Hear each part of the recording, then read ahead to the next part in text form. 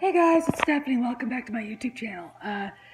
I am here to basically talk a little bit about some rumors. I kind of stopped talking about plot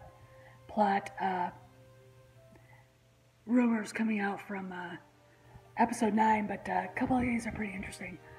As you can see, there's Buford behind me.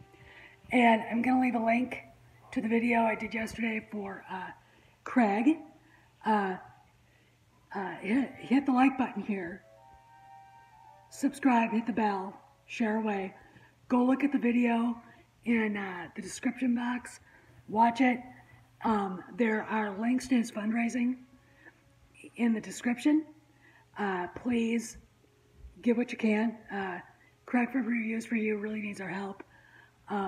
He's basically told Bonnie, and I didn't get to hear the update last night because I went to sleep because I had to get up early and vote. He basically told Bonnie that his body was giving up and he was dying, and that was just him giving up. So we've got to help him, and if you can't give money, even $1 would help, but if you can't, pray hard. This is one of the biggest Star Wars fans, the best Star Wars fans on the planet, and we desperately need him, okay? So, anyway, I want to talk a little bit about a couple of rumors. Story out, and I can't remember where it came from, so please excuse my mind freeze. Basically, come here, Buford. Come here. Come here. Come here. All right, he wants to be part of this. Basically, that Disney was definitely thinking about splitting episode 9 into 2 parts.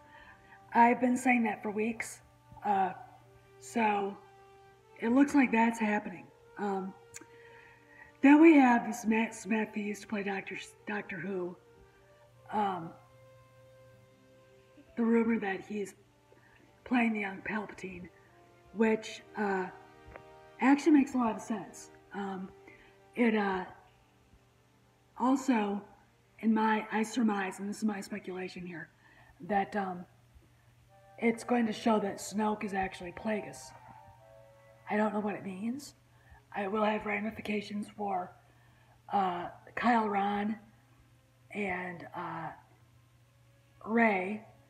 It appears to me that basically TLJ is being completely almost written out, which is what we want. Now, is it enough to get us back? Well, I have a certain list of things I want to see, and if any of those are deviated from, I'm not going to see it, okay? I am boycotting, and these are the things I need. No Reylo at all. Kyle Ron and Rey being siblings because it makes sense in the Star Wars saga. Lucas looked at it as a rhyme, like the Nordic sagas. It's a mirror effect. The past and the future mirror each other, okay? We have brother and sister in the OT. Should have brother and sister in the sequels, right? Makes sense. Makes sense in everything throughout the 6 movies, if they're not going to add anything from the EU, which I think they could do a multiverse and just have the EU be there and maybe even make TV shows and stuff for it and satisfy those of us who also want to see that. But that's just my opinion. What else? Retcon Han and Leia and Luke to reflect their character arcs from the OT, see how they grew in wisdom, how they grew in maturity, and their adulthood. Not this friggin', I don't even know what we saw. But none of the people that we saw grow into their characters in the OT were in The Force Awakens or TLJ at all.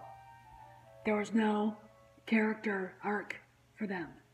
I mean, I don't even know what Luke did, but that wasn't even a 180 reversal like Han and Leia did. I mean, like Mark Hamill said, it's Jake Skywalker. Okay, So anyway, that's what I want to see. Uh, I want to see the OT and the prequels respected.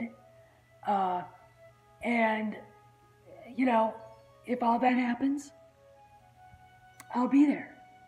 I'll be there. If not, kiss my ass for my money, Disney. Okay? All right? So anyway, but the stuff with Matt Smith is very interesting, and I think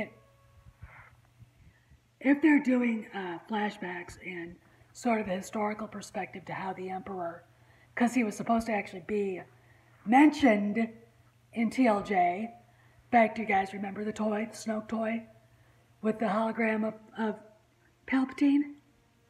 I do. It was Lego. I remember they advertised it for TLJ.